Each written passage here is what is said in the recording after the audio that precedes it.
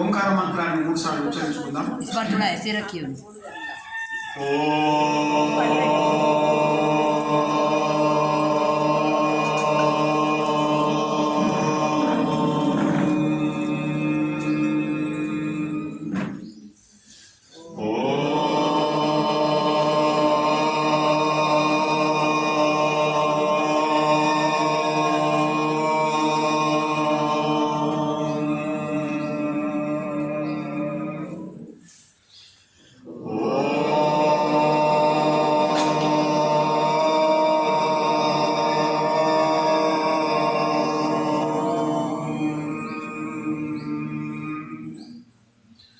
गुरु ब्रह्मा गुरु विष्णु गुरुदेवो महेश्वरः गुरु साक्षात् परब्रह्म तस्मै श्री गुरवे नमः।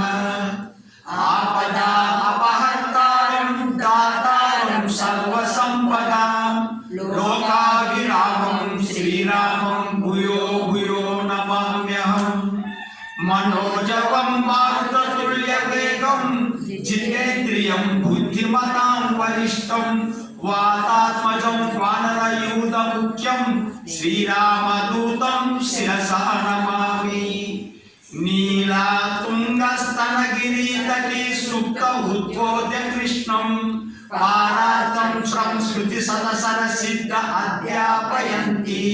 सोशिष्टायां श्रनिगलितं या बलकृत्य भुङ्क्ते गोदा तस्यै नम इदमिदं भूय एवास्तु भूयः।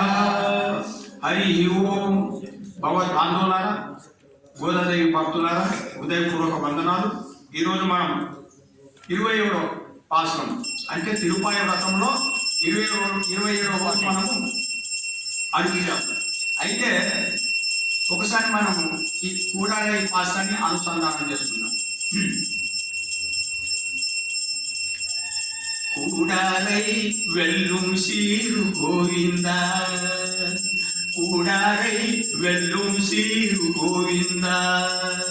உந்தன்னை பாடிப்பறை கொண்டு யாம் பெரு சம்மானம், உந்தன்னை பாடிப்பறை கொண்டு யாம் பெரு சம்மானம்.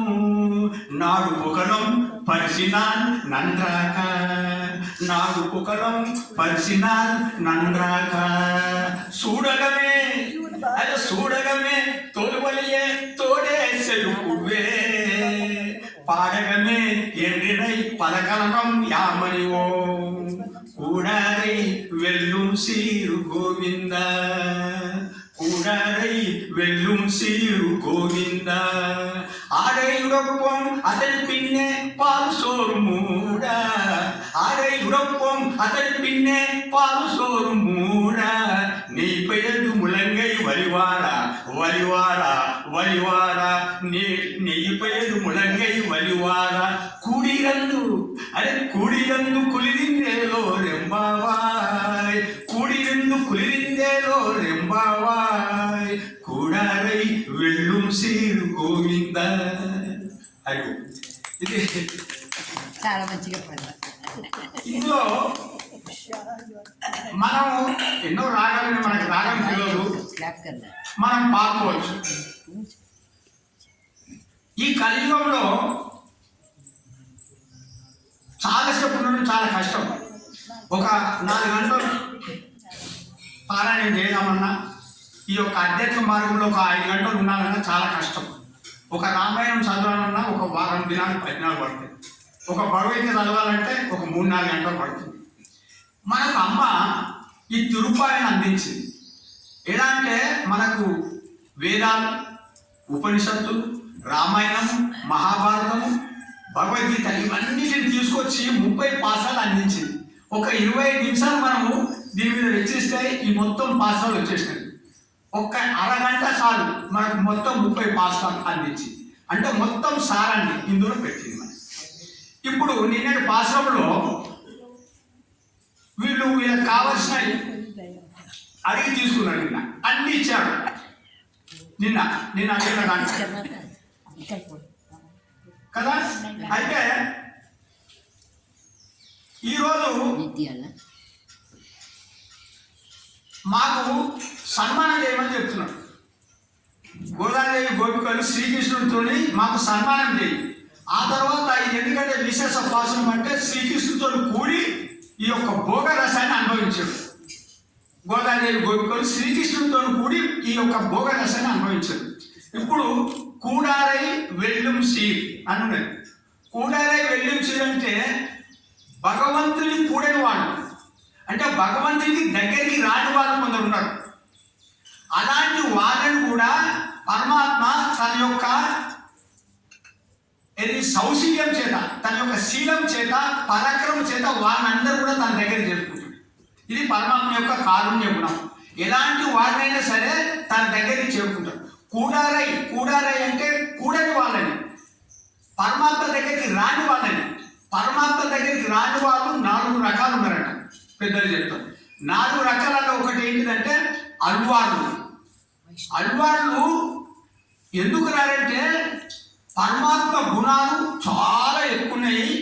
అల్వార్లు అనుకుంటారట పరమాత్మ దగ్గర గుణాలు ఎన్నో అనంతమైన గుణాలు ఉన్నాయి, నా దగ్గర ఏమున్నాయి, ఏదో కొంచెం గుణాలు పెట్టుకొని నేను ఆయన దగ్గరికి ఎత్తపోతాను అని అల్వార్లు రారట. రెండో రకం గోపికలు ప్రణయ రోషం చేత, ప్రణయంతో కోపం వచ్చి శ్రీకృష్ణుడికి దూరం అవుతారట గోపికలు, రెండో రకం. మూడో రకము మాత్సర్యం అంటే దుర్యోధనుడు, కంసుడు. పరమాత్మ దేశం వీళ్ళకు, పరమాత్మ మాకంటేనే ఒప్పుకోడు. ఇలాంటి దుర్యోధనుడు, ఈ కంసుడు వీళ్ళు మాత్సర్యం చేత, అంటే ఆయన దగ్గర గొప్ప గుణాలు ఉన్నాయి, ఆయనే పెద్ద గొప్ప అనేటువంటి అహంకారం చేత దూరం అవుతారు కొంచెం. మూడో రకం. నాలుగో రకము స్నేహం అట. స్నేహం కూడా కొంచెం ఉపేక్ష భావం, అంటే అలా ఉండిపోతాడు స్నేహితుడు. ఉదాహరణ ఏంటంటే నాకు అర్థం చేసుకుంటే సుధామ శ్రీకృష్ణుడికి చాలా క్లాస్మేట్, ఎంతో స్నేహితుడు, కానీ శ్రీకృష్ణుడి దగ్గరికి పోడు. అంటే స్నేహితులు కదా ఏం పోవాలి అని ఆ రకం ఉండిపోతాడు. అందుకని స్నేహంతో అంటే 4 రకాల అలవాట్లు, గోపికలు, ఈ కంసుడు, మరి ఇలాంటి వీలాంటి వాళ్ళను కూడా తన యొక్క సౌలభ్యము, తన యొక్క గుణాల చేత, తన యొక్క పరాక్రమం చేత, తన యొక్క పరతత్వం చేత వీళ్ళందరినీ జయించి తన వాడిని చేసుకుంటాడు. ఇది కూడారై వెళ్ళుం సీర్. గోవింద అంటే ఒక గోపికల యొక్క వల్ల కూడా ఆ గోకులంలో రక్షించిన వాడా ఓ గోవింద ఏం చేస్తున్నాడు? ఉందన్నై పాడి పరేకొండు యాం పేరు సమ్మానం. ఉందన్నై అంటే నిన్ను, అంటే దేవర వారిని, ఓ స్వామి నిన్ను ఉందన్నై పాడి నీ యొక్క కీర్తనలు పాడుకుంటూ, అంటే నీ యొక్క గుణాలు పాడుకుంటూ, ఉందన్నై పాడి పరేకొండు. పరే అంటే పురుషార్థం. నిన్న ఈ పురుషార్థం తీసుకున్నాడు కదా, ఏంటిది? శంఖము, ఇంకేంటి తీసుకున్నారు? మంగళారతులు, మరి పెరియార్ వారు, ధ్వజము, జెండా, ఇవన్నీ వస్తువులన్నీ నిన్న తీసుకున్నాడు. సో ఈ పదే అంటే పురుషార్థం అంటారు. ఈ పురుషార్థం మేము తీసుకున్నాం అంటే మేము ఈ వ్రతం చేసినది కావలసిన వస్తువులు మాకు అయిపోయినాయి. కానీ నువ్వు ఏం చేయాలంటే ఒక సన్మానం చేయాలి. మాకు ఉందన్నై పాడి పరేకొండు యాం పేరు సన్మానం, మాకు ఒక పెద్ద సన్మానం చేయాలి, బహుమతి ఇవ్వాలి. అది ఎట్లేదంటే నాడు పుకలం పరిశీలన అంటాక. నాడు పుకలం అంటే ప్రజలందరూ అబ్బా ఏం సన్మానం చేసిండ్రు శ్రీకృష్ణుడు అని పొగడాల. నాడు పుకలం పరిశీలన అన్నాక. పరిశీలన అన్నాకంటే ఎన్నో బహుమతులతో మమ్మల్ని అలంకరిస్తే లోకంలో ఉన్న ప్రజలందరూ మెచ్చుకోవాలి. అట్లా నాడు పుకలం పరిశీలన అంటాక. ఏంటి సన్మానంకు ఏం కావాలనుకున్న సన్మానానికి ఆ వస్తువులు చెప్తున్నాడు. మనం ఏమేం కావాలి, మనం ఎలా సన్మానించాలి. మనం ఈ సన్మానం అంట పెద్దలు ఏం చెప్తారంటే గోదాదేవి ఆత్మ పరమాత్మను చేరడానికి చెబుతున్నది. ఆత్మ పరమాత్మకి చేరాలంటే మాకు ఏం కావాలా అది ఈ వస్తువుల ద్వారా మనకు తెలియజేస్తుంది. ఇంకొకటి నిన్న చిన్నజీర స్వామి చెప్పిండు చిన్న సూత్రం ఏంటంటే, మహానుభావుడు కదా, ఈ తిరుప్పావై యొక్క గొప్పతనం ఏమన్నాడంటే ఆయన, ఈ తిరుప్పావై అందరూ చేయొచ్చట, దీనికి నియమాలు లేదు, ఒక నిష్ట లేదు. ఏమున్నదంటే రుచి. ఈ తిరుప్పావై చెయ్యాలనేటువంటి రుచి ఉండాలి మనలో. చాలా రుచి అంటే ఇంట్రెస్ట్, ఇష్టం. అదే అర్హత. ఈ తిరుప్పావై యొక్క అర్హత ఏంటంటే రుచి. రుచి ఉంటే చాలు. ఇంకా నువ్వు దీన్ని రుచి పట్టుకుంటే నువ్వు దీని వెంబడి వెళ్ళిపోతా ఉంటావు. అప్పుడు ఎక్కడ పోతానంటే ఈ ఆత్మ పరమాత్మ దగ్గరికి పోవాలంటే మనకు ఒక 5 వస్తువులు కావాలని చెప్తున్నది ఎవరు అమ్మ. ఇది మనకు తెలియజేస్తుంది. ఇప్పుడు ఆత్మ పరమాత్మ దగ్గరికి పోవాలంటే ఎందుకు పోలేకపోతున్నాడు? మనం కొన్ని జన్మల నుంచి కొన్ని జన్మలు ఎత్తినామంట. పెద్దలు చెప్తారు ఎన్నో జన్మలు, ఇది మొదటి జన్మ కాదట. మనం ఎన్నో జన్మలు ఎత్తినాము. ఎన్నో జన్మల నుంచి మనము పరమాత్మ ఇలా ఉన్నాడు కదా, ఇది ఆత్మ ఇలా ఉంటున్నట్ట. పరమాత్మకు ఇంపు చూపెడుతున్నాడు. ఎన్నో జన్మల నుంచి ఇలా వస్తలేడు, ఇలా ఉంటుండే ఎప్పుడు పరమాత్మ ఇదంటే ఇలా జీవుడి ఎందుకు ఇలా ఉంటుండంటే ఈ పరమాత్మకు జీవుడికి మధ్యన ఈ ప్రపంచం, ఈ మాయ అడ్డం వచ్చింది. ఈ ప్రపంచం అంటే సంసారం, ఈ సంసారం అంటే మాయ, మాయ అంటే అజ్ఞానం. అంటే పరమాత్మకు ఈ జీవుడికి మాయ అడ్డం వచ్చింది. ఈ మాయ దొరగాలి. ఈ మాయ దొరకడానికే మనకు తిరుపైన వ్రతం అందించింది తల్లి. మెల్లగా మెల్లగా మెల్లగా ఏం చేయమంటుంది? పెద్దలను ఆశ్రయించాలి, నిరంతరం భగవంతుని నామం చేయాలి, మనకు ఉన్నది ఏమైనా ఉంటే కొంచెం సేవ చేసుకోవాలి. ఇలా పరమాత్మ దగ్గరికి పోవాలని చెబుతూ ఏం చెబుతుంది ఇక్కడ? ఈ ఒక్కొక్క దగ్గర ఒక్కొక్క విధంగా మనకు అందిస్తారు అనమాట. ఎన్నో రకాలుగా పరమాత్మని చేరడానికి ఎంతో మంది గురువులు ఎన్నో రకాలుగా మార్గాలు చెబుతూనే ఉంటారు. ఆ విధంగా ఈ యొక్క గోదాదేవి ఇప్పుడు ఈ మార్గం మనకు అందిస్తున్నది. ఏంటిదే ఆ మార్గం అంటే చూడగమే. చూడగమే అంటే కంకణ, గాజులు. చూడగమే గాజులు కావాలి. ఇప్పుడు ఆచార్యుల దగ్గరికి మనం వెళ్ళాలి. ఈ అజ్ఞానం పోవాలంటే ఎక్కడికి పోవాలి? మనము ఆచార్యుల దగ్గరికి పోవాలి. ఆచార్యులు ఈ వైష్ణవ సంప్రదాయంలో ఇది బాగా తెలుస్తుంది. వైష్ణవ సంప్రదాయంలో ఏమంటారంటే ఆచార్యుల దగ్గర పోతే మొట్టమొదటి మనకి ఏం కడతాడు? ఫస్ట్ కంకణం కడతాడు చేతిని. అందుకోసం మాకు గాజులు కావాలి. కంకణం కడుతున్నాడు మనం, ఆచార్యుడు కంకణం కడతాడు కాబట్టి గాజులు. తర్వాత తోలువలి అంటే భుజ కిరీటాలు. ఇక్కడ భుజ కిరీటాలు పెట్టుకుంటాయి కదా, ఆభరణం, భుజ కిరీటాలు. ఈ వైష్ణవ సంప్రదాయంలో ఆచార్యుడు భుజ కిరీటాలు అంటే శంఖము చక్రం వేస్తాడు. మన రమణ గారికి తెలుసు, శంఖము చక్రం అంటే భుజ కిరీటాలు కావాలి. అంటే ఆచార్యుడు ఫస్ట్ కంకణం కట్టాలా, ఆ తర్వాత శంఖము చక్రం భుజ కిరీటాలు. అంటే మాకు భుజ కిరీటాలు కావాలని చెప్తున్నారు. ఎవరు? గోదాదేవి, శ్రీకృష్ణుడు. ఆ తర్వాత ఏమంటారు? తోడే అంటే ఏంటిది? కమ్మలు కావాలి. తర్వాత సెవి అంటే జుంకీలు, సెవి పువ్వే, కర్ణపూలు, ఇవి కావాలి. అంటే మనకు ఆచార్యుడు చేతికి కంకణం కట్టి ఈ శంఖము చక్రము ముద్ర వేసిన తర్వాత మనకు 3 మంత్రాలు చెవులో చెబుతాడు ఆచార్యుడు. అర్హత వచ్చేసింది అనమాట ఎవరికి? జీవుడికి. ఆ 3 మంత్రాల వలన మనము ఈ కంకణము, భుజ కిరీటాలు, ఈ మంత్రం ఉచ్చారణ చూసి మనం పరమాత్మ దగ్గరికి చేరుకుంటాం అనమాట. ఆ 3 మంత్రాలు కమ్మాలంటే ఏంటంటే తిరుమంత్రం అంటారు. తిరుమంత్రం అంటే ఓం నమో నారాయణాయ, ఇది తిరుమంత్రము ఒకటి అందించింది. తర్వాత కర్ణపూలు కంటే ద్వయమంత్రం అంటారు. దాన్ని ద్వయమంత్రం అంటారు. ఎట్లా చెప్తున్నాడు ఆచార్యుడు మనకు అందిస్తాడు. ఎందుకు? అజ్ఞానం పోవాలంటే ఇది ఈ క్రమం అన్నమాట. ఈ క్రమము ఈ సన్మానానికి సరిపోతుంది. ఈ సన్మానం ఎలా ఉందంటే మనం ఆచార్య దగ్గరికి వెళ్ళడము, పరమాత్మ దగ్గరికి పోవడానికి ఈ యొక్క బహుమతులు మనకు ఉపయోగపడుతున్నాయను అది మనం అర్థం చేసుకోవాలి.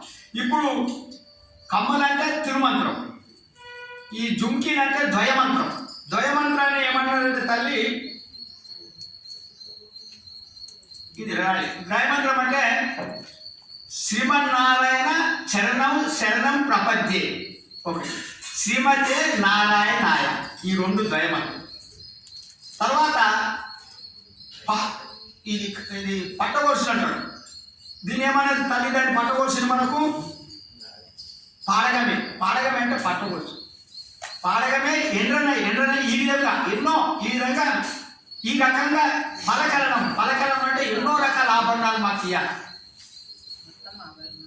యామనిమం అవన్నీ మేము తోడుకుంటాం.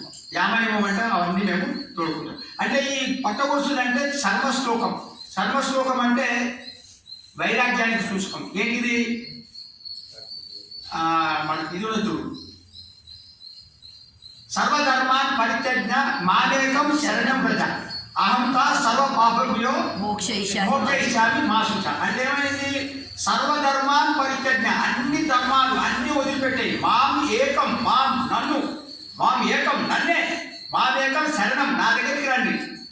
శరణం రజ, నా దగ్గరికి వస్తే ఏం చేస్తానండి? అహంతా సర్వ పాపభ్యో, నీ యొక్క సర్వ పాపాలని నేను అహంతా సర్వ పాపాభ్యో తీసేసి ఏమంటది? మోక్ష ఇష్టాన్ని, నీకు మోక్ష ఇష్టము, ఏం దుఃఖపడకు అంటున్నాడు స్వామి. ఇది చర్మశ్లోకం. ఈ మూడు అన్నమాట, తిరుమంత్రము, ద్వయమంత్రము, చర్మశ్లోకం ద్వారా మనం పరమాత్మ దగ్గరికి పోతున్నాం. తర్వాత ఏమంటుంది? ఆడై ఉరక్కోమని. ఆడై ఉరక్కోమంటే అన్ని ఆభరణాలు అలంకరించిన తర్వాత పూర్తి కాలే, ఇంకొకటి మిగిలిపోయింది. ఏంటిది? బట్టలు వేసుకో కదా.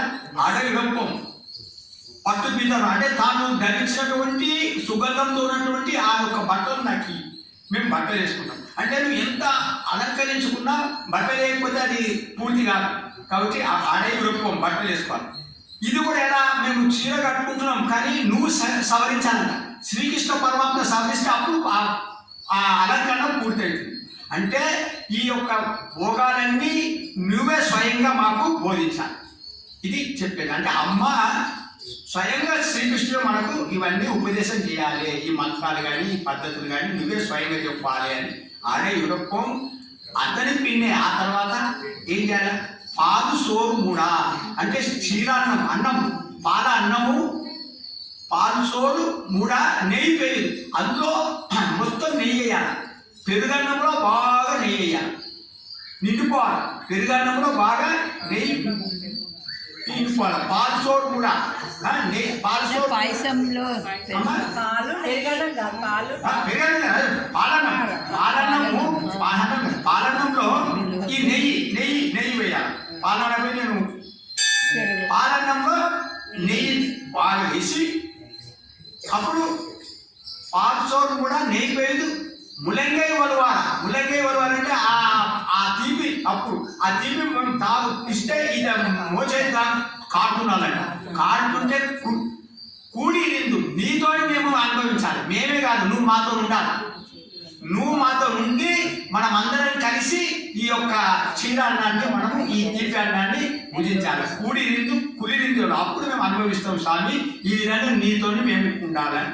ఇక్కడ ఇప్పుడు మీరు చెప్పినట్టు పాలన్నం, పాలు అన్నము అంటే జీవుడు అంటారు. అన్నం అంటే జీవుడికి ప్రతీక అంటున్నాడు. పాలు అన్నం అంటే పాలంటే తెల్లదనం, అంటే పరమాత్ముని గుణాలు. అంటే జీవుడు అంటే మనసు, ఆ మనసు ఆ పరమాత్ముని గుణాలు బాగా మరిగించాలి, ఉడకాలి బాగా. ఇలా భగవంతుని గుణాలలో నీ మనసు నిమగ్నం కావాలి బాగా. అంటే నిరంతరం ఆ పరమాత్మ గుణాలని మన మనసులో బాగా ఇదాలి. ఆ తర్వాత నెయ్యి అంటే భక్తి, నెయ్యిలో మునిగాలి. ఇప్పుడు ఈ గుణాలన్న తర్వాత, ఈ మనసు గుణాలలో ఉన్న తర్వాత భక్తి అంటియాలి. ఈ గుణాలకు ఈ మనసుకు ఏమంటియాలా? భక్తి. భక్తి అంటే నెయ్యి వేసినాం. నెయ్యి వేస్తే అప్పుడు ఏమైంది? తీపి అంటే భగవంతుని పొందుతున్నాం అనమాట.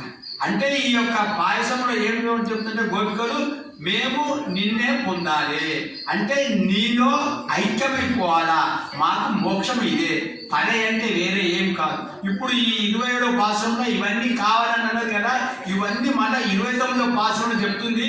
ఇవన్నీ మాకు అక్కర్లేదు, 29వ పాసంలో అవి మాకు కావాలని చెప్తుంది. రేపు 29వ పాసంలో స్పష్టంగా మాకు ఏం కావాలో చెప్తుంది. ఇప్పుడు ఇవన్నీ అడిగినప్పటికీ రేపు 29వ పాసంలో తనకు కావాల్సింది ఏందో స్పష్టంగా చెప్తుంది అనమాట. ఇవన్నీ కాదు, ఏది కాదు. ఇప్పుడు ఏమంటుంది? ఈ పాయసంతో నేను అనుభవించాలంటే స్వామిని అనుభవించడం అంటే స్వామిని చేరుకోవడం అంటే మోక్షం పొందడము.